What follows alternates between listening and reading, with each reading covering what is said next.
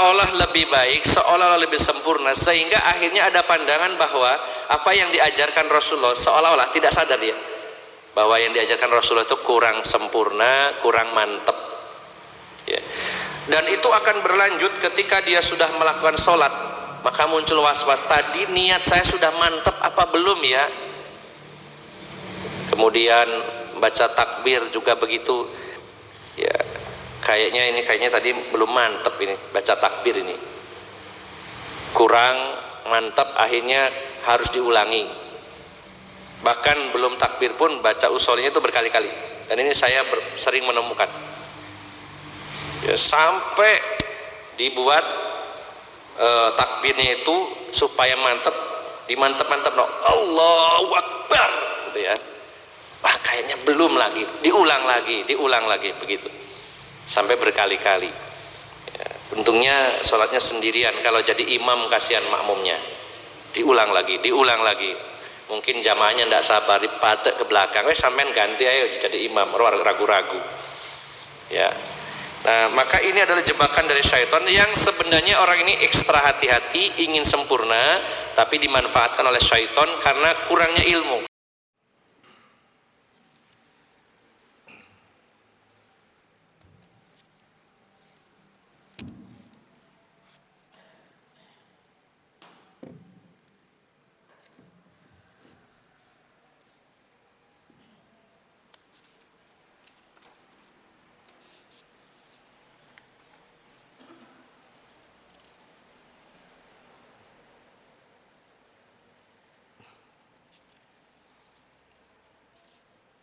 Bismillahirrahmanirrahim. Assalamualaikum warahmatullahi wabarakatuh. Innal hamdalillahi nahmaduhu wa nasta'inuhu wa nastaghfiruh wa na'udzu billahi min syururi anfusina wa min sayyiati a'malina. May yahdihillahu fala mudhillalah wa may yudlil fala hadiyalah. Wa ashhadu an la ilaha illallah wahdahu la syarikalah wa ashhadu anna Muhammadan abduhu wa rasuluhu la nabiyya ba'dah. Allahumma salli wa sallim wa barik ala nabiyyina Muhammadin wa ala alihi wa sahbihi ajma'in. Amma ba'd. Para alim ulama, para ustadz, para sesepuh, bini sepuh yang senantiasa saya hormati dan saya muliakan, bapak-bapak dan ibu-ibu, saudara-saudari jamaah Masjid An-Nur yang dirahmati Allah Subhanahu wa taala. Alhamdulillah kita senantiasa bersyukur kepada Allah Subhanahu wa taala dalam setiap keadaan, dalam setiap situasi dan kondisi. Kita terus berusaha menjadi hamba-hamba Allah yang senantiasa bersyukur kepadanya. Karena siapa yang bersyukur kepada Allah sejatinya dia telah bersyukur kepada dirinya sendiri. Wa may yashkur fa innama yashkuru li nafsihi wa man kafara fa innallaha ghaniyyun hamid. Siapa yang bersyukur kepada Allah maka dia telah bersyukur untuk dirinya sendiri. Artinya Allah Subhanahu wa taala tidak butuh rasa terima kasih dan syukur kita, karena rasa syukur itu kebaikannya kembali kepada kita semuanya. Maka sesungguhnya jika kita nauzubillah kufur kepadanya, kufur nikmat kepada Allah Subhanahu wa taala, maka sesungguhnya Allah itu maha kaya dan maha terpuji. Seandainya seluruh manusia dan bangsa jin dari yang awal sampai yang akhir mereka taat kepada Allah, mereka bertakwa kepada Allah, maka kedudukan Allah Subhanahu wa taala tidak naik walaupun sedikit. Dan seandainya bangsa manusia, bangsa jin dari awal yang sampai yang akhir mereka ingkar kepada Allah Subhanahu wa taala, maka juga kedudukan Allah Subhanahu wa taala tidak akan pernah turun walaupun sedikit. Oleh karena itu Bapak Ibu jamaah sekalian, setiap kita bersyukur kepada Allah, kebaikannya kembali kepada kita. Semakin banyak bersyukur kepada Allah, semakin banyak kebaikan-kebaikan yang akan kita terima. Khususnya pada pagi hari ini kita sangat bersyukur kepada Allah Subhanahu wa taala masih diberi kesempatan untuk memakmurkan masjid Allah Subhanahu wa taala. Kita berharap dicatat sebagai orang-orang yang beriman kepada Allah dan hari akhir dengan salah satu amalan kita yaitu memakmurkan masjid. Karena Allah menyatakan di dalam surat At-Taubah ayat yang ke-18, innama ya'muru masajidallahi man amana billahi wal yaumil akhir. Kata-kata innama itu adalah lil hasr, yaitu membatasi. Hanyalah orang-orang yang beriman kepada Allah dan kepada hari akhir yang mau dan sudi memakmurkan dan meramaikan masjid-masjid Allah Subhanahu wa taala. Kalau bukan kita Bapak Ibu jamaah sekalian, siapa lagi? Apalagi di saat ini berapa banyak dari musuh-musuh Islam yang merusak kaum muslimin, khususnya merusak masjid-masjid Allah Subhanahu wa taala. Karena mereka tahu bahwa di masjidlah kita mendekat kepada Allah Subhanahu wa taala. Di masjidlah kita banyak bermunajat kepada Allah Subhanahu wa taala. Di masjidlah kita mendapatkan banyak sekali ilmu-ilmu agama. Dan di masjidlah juga kita dipertemukan dengan saudara-saudara seiman. Maka mereka tahu bahwa kalau kaum muslimin masih sering datang ke masjid, maka berat bagi mereka untuk menghancurkan kaum muslimin. Maka usaha-usaha dan upaya-upaya untuk meruntuhkan masjid, bukan hanya bangunannya tapi juga merusak kondisi jamaahnya. Bagaimana caranya supaya masjid itu ditutup?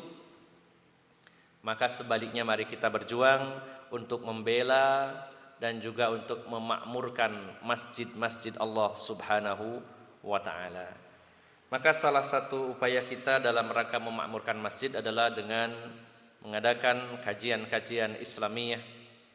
Mudah-mudahan dengan sebab itu kita semakin cinta dengan masjid dan kita mendapatkan banyak kebaikan-kebaikan di dalamnya. Bapak Ibu saudara-saudari yang dimuliakan Allah Subhanahu wa taala, kita masih membahas tentang berbagai macam tipu daya syaitan yang menargetkan hati kita, karena memang hati ini adalah pemimpin dari tubuh kita ini. Maka pada beberapa poin Imam Ibnul Qayyim Al-Jauziyah rahimahullah membahas secara khusus beberapa perkara yang berkaitan dengan masalah ibadah, di mana babnya masih sama dengan bab sebelumnya, yaitu tentang was-was. Namun pada beberapa bab yang saya berusaha untuk merangkumnya, karena ada banyak sekali bab, namun semuanya fokus kepada pembahasan tentang ibadah, di mana ibadah-ibadah ini dirusak oleh syaitan gara-gara penyakit yang bernama was-was. Kalau dulu beberapa pertemuan yang lalu kita sudah membahas tentang orang-orang yang terlalu hati-hati, memiliki semangat yang sangat tinggi dalam beragama, maka syaitan menjebaknya dengan sikap gulu, yaitu berlebih-lebihan. Karena saking hati-hatinya, akhirnya kebablasan sehingga muncul was-was.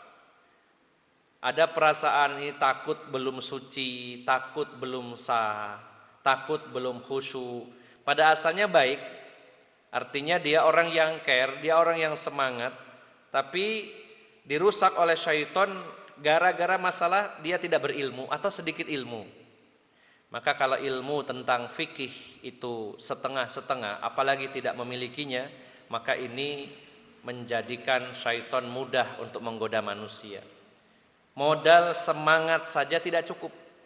Orang sangat semangat beribadah tapi tanpa ilmu, ini sasaran empuk bagi syaitan. Begitu pula orang yang berilmu tapi malas mengamalkannya. Tapi yang jadi sasaran empuk adalah orang-orang yang punya semangat tinggi, lalu dia lemah dalam sisi ilmu, maka dia dijebak dengan sikap was-was. Kalau orang berilmu lalu dia tidak mengamalkannya, maka dia minimal masih tahu ini salah, ini perbuatan yang jelek. saya sudah berilmu tapi kok malas ya. Tapi kalau orang bersemangat tidak punya ilmu, dia merasa dari semangatnya, dari ibadahnya itu sudah benar. Akan sangat sulit diingatkan. Apalagi kalau sudah terjatuh dalam perbuatan-perbuatan bid'ah atau al-ihdats, menambah-nambahi urusan agama ini karena merasa semangat, kemudian merasa ajaran Islam itu masih kurang, ditambah-tambahi. Maka ini menjadi sasaran empuk syaitan karena sulit taubat bagi ahlul bid'ah.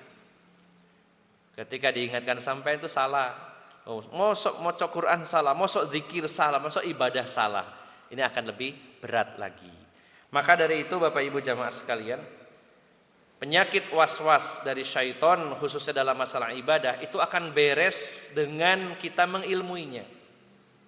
Yang kadang-kadang ketika belajar tentang fikih ini kita baru tahu ternyata semudah itu apa yang diajarkan oleh Rasulullah Sallallahu Alaihi Wasallam. Maka beberapa bab sebenarnya cukup banyak, tapi saya rangkum supaya tidak bertele-tele. Ada beberapa poin masalah ibadah, terutama berkaitan dengan masalah bersuci dan juga sholat. Di antaranya adalah, ini saya kuatkan lagi, masalah niat. Ini yang banyak merusak manusia dalam beribadah. Bapak Ibu jamaah sekalian yang dimuliakan Allah Subhanahu wa taala, kita tegaskan bahwa niat itu pekerjaan hati. Setiap orang yang melakukan sesuatu secara sengaja, secara sadar, itu sudah pasti ada niat, tak mungkin. Sampai Imam Ibnul Qayyim dalam kitab ini beliau mengatakan, seandainya Allah memerintahkan kita untuk menghilangkan niat dari perbuatan kita, ini sangat berat, Pak. Jadi kalau dibalik, kan perintahnya adalah harus ada niat dalam beribadah. Tapi seandainya Allah perintahkan, kata beliau, kalau kalian diperintah oleh Allah untuk melakukan sesuatu dan harus menghilangkan niat, apa bisa? Karena orang kalau melakukan sesuatu dengan sengaja, pasti sudah ada niat. Kalau dia orang yang, orang yang akalnya sehat, bukan orang gila. Baik itu ibadah maupun di luar ibadah, setiap orang melakukan perbuatan yang sengaja, yang secara sadar, itu otomatis niat pasti ada. Tidak mungkin bisa dipisah-pisahkan. Bahkan kata beliau di sini dijelaskan, seandainya orang itu hanya melakukan gerak-gerik saja, orang lain saja tahu bahwa orang ini akan melakukan apa. Jangankan dirinya yang melakukan, orang lain itu sudah bisa memperkirakan orang ini mau melakukan apa. Ya. Seperti ada orang misalkan setelah azan dia masuk ke masjid ini, kemudian sholat sunat duduk, pasti orang lain yang melihatnya, oh dia mau sholat, ya, dia mau sholat. Kalau sudah azan dia masuk masjid, berarti dari gerak-geriknya, oh ini sudah terbaca orang ini mau sholat. Ketika iqomat dikumandangkan Allahu Akbar, terus orang ini berdiri, apa yang kita lihat dari orang ini, dari gerak-geriknya orang ini mau mendirikan sholat. Ketika iqomat kumandangkan ada orang, satu orang maju ke depan, kita tahu oh ini orang berniat menjadi imam. Kemudian oh yang lainnya menjadi makmum. Ya.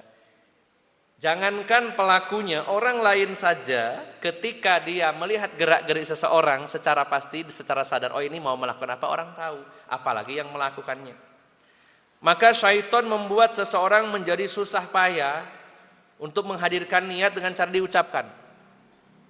Harus menegaskan bahwa saya sebagai imam, nawaitu usolli fardhos subhi raqatain mustaqbilal kiblati adaan imaman, misalkan ditegaskan lagi untuk imam.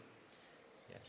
Mungkin niatnya baik wah supaya lebih mantap, tapi sebenarnya itu mempersulit diri karena justru dengan dia melakukan perbuatan secara sengaja berarti dia sudah berniat, bahkan orang lain saja yang tidak memiliki hatinya itu bisa memperkirakan orang ini akan melakukan apa. Maka sikap kehati-hatian yang kebablasan, ingin sesuatu lebih jauh sempurna padahal Islam sudah sempurna, maka ini adalah jebakan syaitan yang justru menyebabkan kita justru tidak suka diatur dengan Allah, tidak suka diatur oleh Rasulullah Muhammad sallallahu alaihi wasallam. Pertanyaannya, kalau orang-orang yang melakukan itu semua, seandainya dulu hidup di zaman Rasulullah SAW, apa dia berani di hadapan Rasulullah melakukan itu? Wah, ini kayaknya kurang pas ya, kayaknya harus ditambahi. Apakah dia berani di hadapan itu, di hadapan Rasulullah SAW melakukannya? Pertanyaannya seperti itu. Maka seolah-olah lebih baik, seolah-olah lebih sempurna, sehingga akhirnya ada pandangan bahwa apa yang diajarkan Rasulullah seolah-olah tidak sadar dia, bahwa yang diajarkan Rasulullah itu kurang sempurna, kurang mantep. Ya. Dan itu akan berlanjut ketika dia sudah melakukan sholat, maka muncul was-was, tadi niat saya sudah mantep apa belum ya? Kemudian baca takbir juga begitu. Ya, kayaknya tadi belum mantep ini, baca takbir ini. Kurang mantep, akhirnya harus diulangi. Bahkan belum takbir pun baca usolnya itu berkali-kali. Dan ini saya sering menemukan. Ya, sampai dibuat takbirnya itu supaya mantep, dimantep-mantep, no, Allahu Akbar, gitu ya. Wah, kayaknya belum lagi, diulang lagi begitu. Sampai berkali-kali. Ya, untungnya sholatnya sendirian, kalau jadi imam kasihan makmumnya. Diulang lagi. Mungkin jamaahnya tidak sabar, dipatek ke belakang, sampean ganti ayo jadi imam, ragu-ragu. Ya. Nah, maka ini adalah jebakan dari syaitan yang sebenarnya orang ini ekstra hati-hati, ingin sempurna, tapi dimanfaatkan oleh syaitan karena kurangnya ilmu. Karena kalau orang berilmu itu mantap sudah, dibuat mantap saja. Kemudian Bapak Ibu jamaah sekalian yang dimuliakan Allah Subhanahu wa taala, seperti pernah kita singgung juga, yaitu was-was ketika di dalam sholat, apakah orang ini batal karena buang angin atau tidak. Ini sudah kita bahas, kita lompati. Kemudian juga Bapak Ibu jamaah sekalian yang dimuliakan Allah Subhanahu wa taala, ada lagi satu pembahasan yaitu al-waswasu fil baul, yaitu was-was ketika pipis, buang air kecil. Ya. Jadi memang ada orang yang sangat ekstra hati-hati. Kalau di kita ini sebenarnya tingkah laku orang yang bersuci dalam hal membersihkan pipis itu hanya beberapa keadaan ya. Biasanya ada orang menganjurkan kalau pipis supaya tuntas maka berdehem. Nah, itu berarti keluar semua. Tapi kalau dalam kitab ini Imam Ibnu Qayyim Al-Jauziyah rahimahullah bahkan menjelaskan banyak pengalaman beliau menjumpai orang-orang yang ekstra hati-hati sehingga hanya berlebih-lebihan dalam masalah pipis. Dengan alasan kalau saya pipis tidak tuntas, nanti setelah wudu kemudian terasa seperti keluar lagi. Maka di antara mereka, kata Imam Ibnu Qayyim, ada yang ini terutama laki-laki, itu yang mengurut alat vitalnya dari pangkal ke ujung berkali-kali supaya habis. Ya. Dan ini berlebih-lebihan. Adakah hadis Nabi sallallahu alaihi wasallam seperti itu? Ya. Memang ada hadis, tapi hadis gharib. Hadis gharib itu hadis yang asing. Ya, yang dikabarkan katanya dari Rasulullah sallallahu alaihi wasallam, beliau bersabda, "Idza bala ahadukum falyamsah dzakarahu thalatha marrat." Apabila salah seorang dari kamu buang air kecil, maka hendaknya ia mengusap kemaluannya 3 kali. Ini hadis gharib. Ya.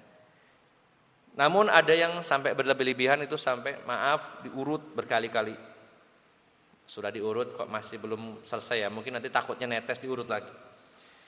Kemudian ada lagi kata Imam Ibnu Qayyim yang sampai dia harus berjalan dulu setelah pipis, ya mungkin berjalan di tempat atau bagaimana ya, di dalam kamar mandi. Kalau nggak begitu nanti biasanya setelah berjalan trit keluar lagi, maka dia harus berjalan dulu. Setelah pipis berdiri berjalan-jalan. Ya kalau kamar mandinya sempit mungkin jalan di tempat begitu kali. Ya. Bahkan ada di antara mereka yang lompat-lompat supaya keluar semuanya. Ya.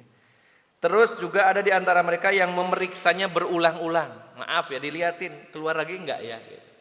Seperti itu. Kemudian bahkan di antara mereka ada yang menyumbatnya, nauzubillah, ini disumbat, bahkan laki-laki. Kata beliau sampai dicarikan semacam korek api, dikasih kapas, disumbat lubangnya. Ini tentu awalnya orang ini sangat hati-hati, takut keluar najis. tapi berlebih-lebihan sehingga sangat menyulitkan diri. Subhanallah. Baru pipis saja sesusah itu Pak ya. Harus jalan dulu, harus lompat dulu, harus disumbat. Padahal pipis itu adalah ya sebuah aktivitas harian bagi manusia.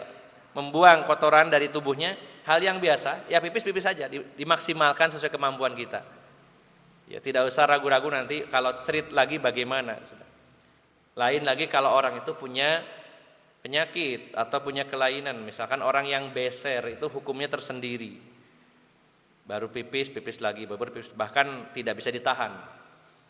Jadi klepnya sudah istilahnya sudah klepnya sudah dol.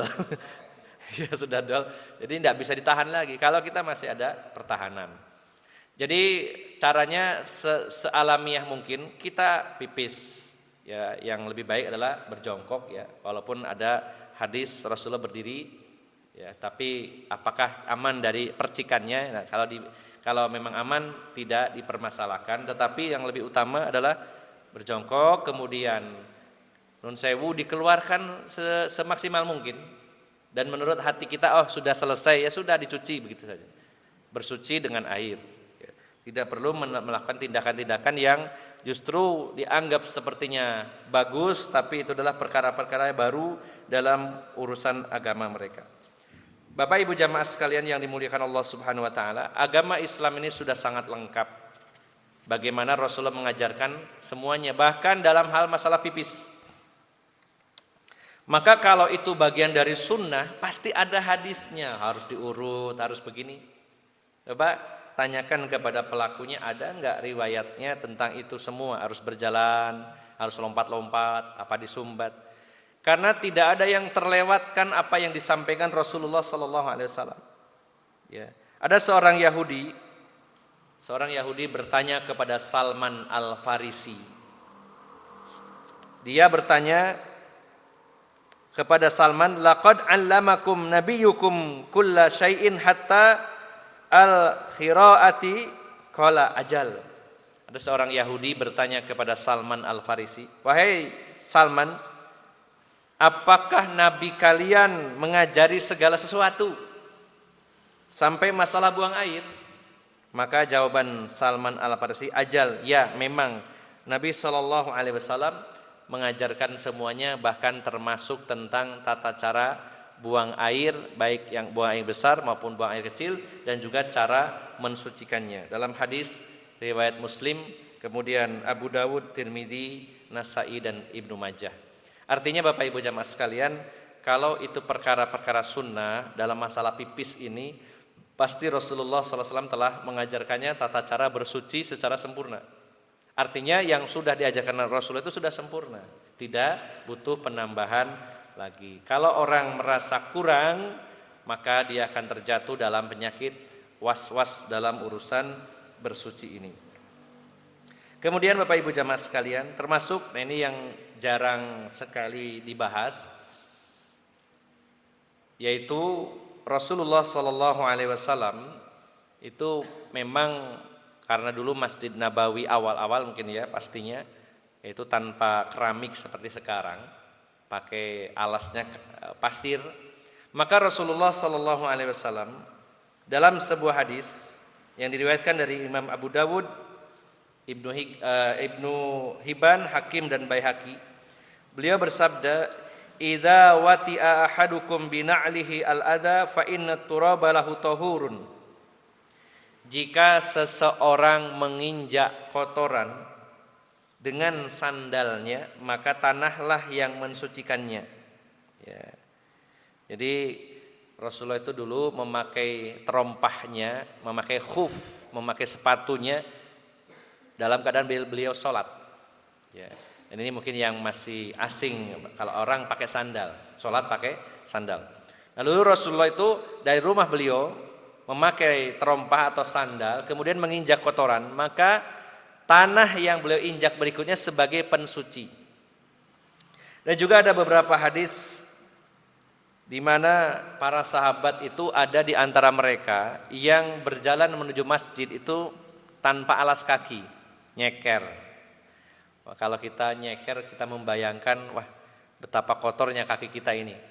Maka para sahabat bertanya kepada Rasul, "Ya Rasulullah, kami ini kalau ke masjid berjalan kaki tanpa sandal, tanpa sepatu, tanpa alas kaki, dan kami melewati tempat-tempat yang bernajis, yang kotor."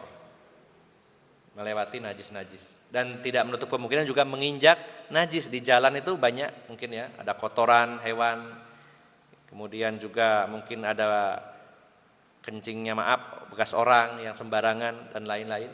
Maka Rasulullah menjelaskan, apakah kalian juga menginjak tanah-tanah yang kering yang bersih? Iya, kata Pak. Maka itu sebagai pensucinya. Jadi sebenarnya walaupun tidak dicuci lagi kakinya maka sudah bersih, dan itu tidak membatalkan wudu. Terkena najis tidak membatalkan wudu, karena wudu itu menghilangkan hadas, bukan menghilangkan najis. Kalau menghilangkan najis adalah dengan dihilangkan najisnya. Adapun wudu termasuk juga mandi janabat. Kalau wudu menghilangkan hadas kecil, dan mandi janabat mengangkat atau menghilangkan hadas besar, bukan untuk menghilangkan najis. Kalau menghilangkan najis bukan dengan wudu, maka dengan cara dibersihkannya. Walaupun ada najis yang secara khusus yang disebut najis mughaladzah diantaranya ya, yaitu sebenarnya Rasulullah juga menjelaskannya ketika idza walaghal kalbu fi ina'i ahadikum, apabila ada anjing menjilat salah satu bejana di antara kalian, maka bersihkanlah 7 kali yang salah satunya dengan tanah, gitu ya. Maka kalau najis dibersihkan, bukan dengan wudu. Wudu menghilangkan hadas kecil. Maka orang ketika sudah berwudu kemudian terkena najis, najisnya saja dia yang bersihkan, tidak batal wudunya dengan terkena najis. Nah kalau orang ini berjalan seandainya kemudian, cuman sekarang jarang ya, di zaman Nabi orangnya nyeker, tidak pakai sandal, tidak pakai alas kaki, kemudian menginjak najis, kata Rasulullah, tanah berikutnya yang kamu injak itu sebagai pensucinya otomatis. Sebagaimana juga pakaian para wanita yang memang harus menutup sampai ke bawah, sehingga sebagian pakaian wanita itu bersentuhan dengan tanah yang tidak menutup kemungkinan kena najis. Maka tanah yang lainnya sebagai pensucinya, kata Rasulullah, khusus untuk pakaian wanita, begitu. Maka Bapak Ibu jamaah sekalian yang dimuliakan Allah Subhanahu wa taala, sebenarnya banyak sekali hal-hal yang berkaitan dengan masalah bersuci dan juga masalah ibadah. Apabila kita belajar tentang fikih secara mendalam, tidak setengah-setengah, mungkin juga membandingkan dengan ulama-ulama yang lain dalam masalah fikih ini, maka pandangan kita semakin luas dan kita cenderung akan lebih mantap dalam melakukan ibadah-ibadah. Orang yang sangat bersemangat maka akan digoda oleh syaitan dengan cara dia menjadi ghulu, berlebih-lebihan dalam masalah beribadah, khususnya bersuci dan sholat. Sementara ada sebagian orang yang justru sebaliknya, yaitu meremehkan dalam masalah najis dan tidak mau bersuci. Maka inti dari penyakit was-was ini adalah dengan cara al-yakin, memiliki ilmu.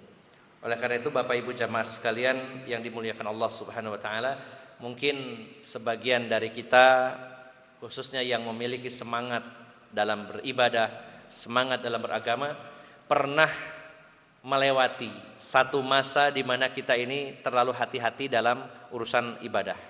Maka semakin hari semakin ngaji, semakin tahu apa yang dilakukan Rasulullah SAW, maka semakin mudah agama ini dan tidak memberat-beratkan. Oleh karena itu tidak boleh kita berhenti belajar khususnya tentang masalah fikih, baik itu tentang toharoh, tentang sholat, kemudian ibadah-ibadah yang lainnya. Mudah-mudahan dengan demikian tidak terjebak dengan tipuan syaitan yang membuat kita ghulu atau berlebih-lebihan dalam urusan agama ini. Inilah Bapak Ibu jamaah sekalian beberapa poin sebagai bagian dari pembahasan sifat was-was yang ditanamkan oleh syaitan.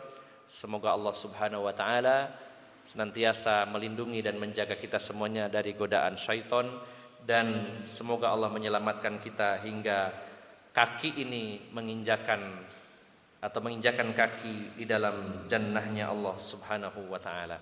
Demikian, semoga bermanfaat. dan mohon maaf atas segala kekurangan. Billahi taufiq wal hidayah. Wassalamualaikum warahmatullahi wabarakatuh. Subhanallah. Asyhadu an la